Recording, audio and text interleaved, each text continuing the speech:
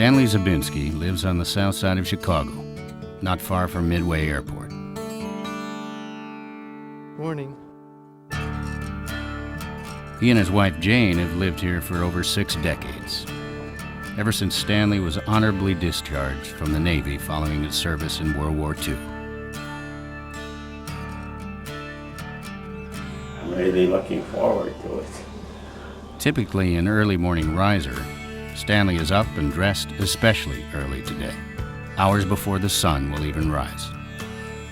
I wish you were coming with me. Sinise, my brother. Because today, Stanley will join more than 6 other World War II veterans at Midway for a trip and a tribute they've waited to experience for more than 60 years.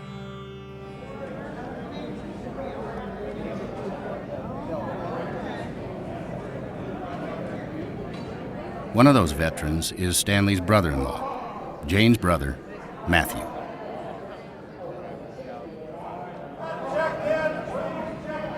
Honor Flight Chicago is a nonprofit organization dedicated to one mission: to honor and thank our American veterans for their courage during World War II by sending them to Washington, D.C. to visit and reflect at their war memorial. Though not quite the scope of the D-Day invasion, each honor flight requires an enormous amount of coordination and planning. Each flight costs $35,000 and is made possible only through generous donors.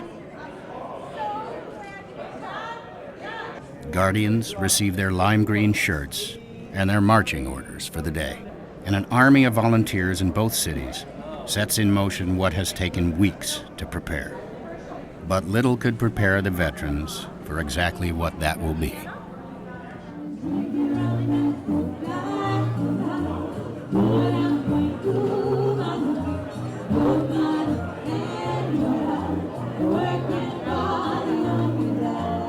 For many of the veterans, Southwest Flight 736 to Washington Dulles would take them to our nation's capital for the very first time.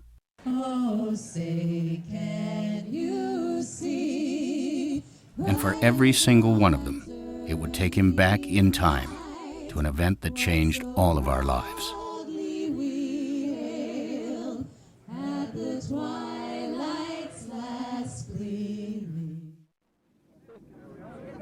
At Dulles, the veterans receive a hero's welcome. First outside the gate, with bright sunny skies and a water cannon salute. Then inside, with bright, smiling faces and applause. Outside the terminal, the veterans and their guardians are assigned to one of 3 buses identified by the colors red, white, and blue. This is blue. Who's the youngest World War II veteran? Is anybody here 79? 80. During the drive to the World War II Memorial, veterans watch a video about its history. It had been more than 40 years since the end of the war that talks first began for a memorial. After many debates about where it should be, ground was broken on the National Mall between the Washington and Lincoln monuments, ironically in the fateful month of September 2001. It opened to the public April 29, 2004. The veterans are greeted by one of their biggest fans and one of Honor Flight's strongest supporters, Senator Bob Dole.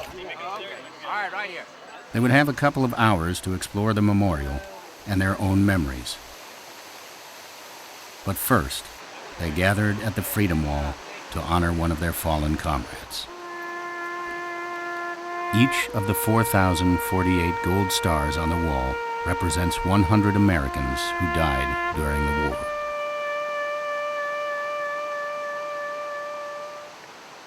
The memorial, designed by Friedrich St. Florian, consists of 56 pillars, each 17 feet tall, arranged in a semicircle around a plaza with 2 43-foot arches on either side. The pillars are inscribed with the names of the 48 U.S. states of 1945, as well as the District of Columbia, the Alaska and Hawaii territories, the Commonwealth of the Philippines, Puerto Rico, Guam, American Samoa, and the U.S. Virgin Islands.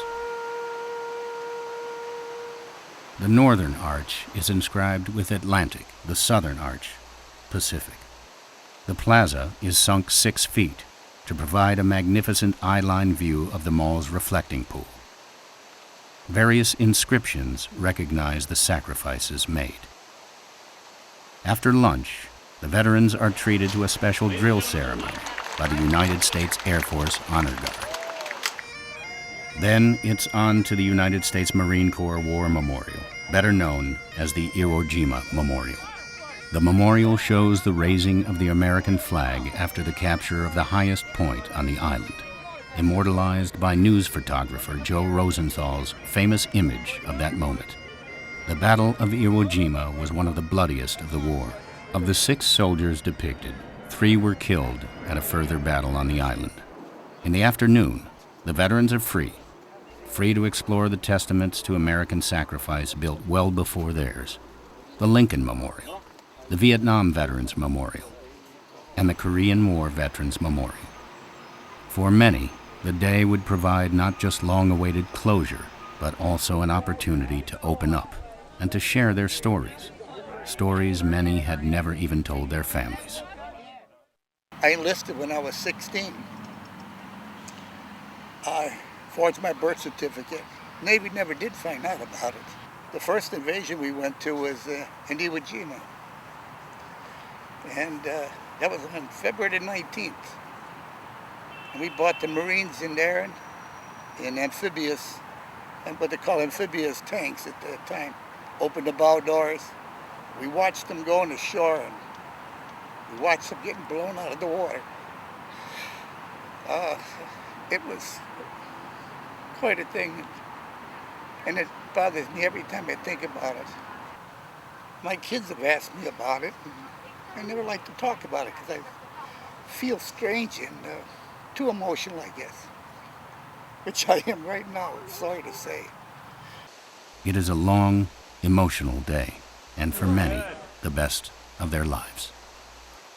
On the return honor flight, more than 18 hours after the day has begun, the veterans break into a patriotic song.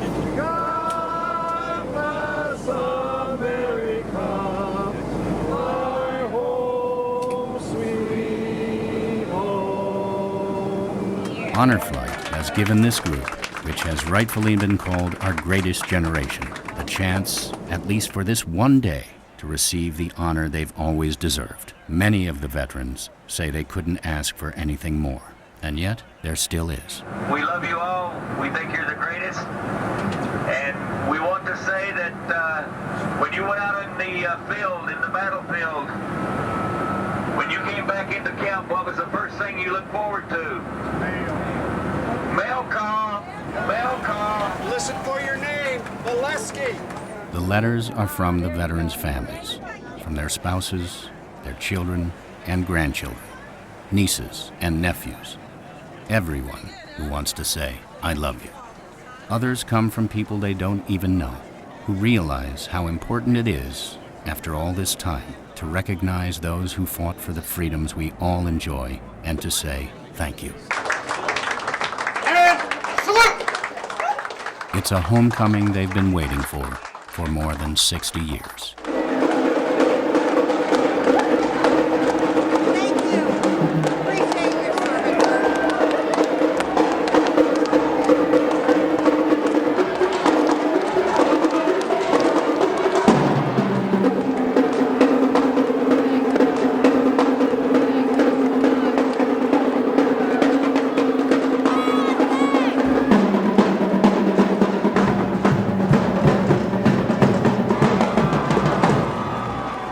There are more than 30,000 World War II veterans living in the Chicago area.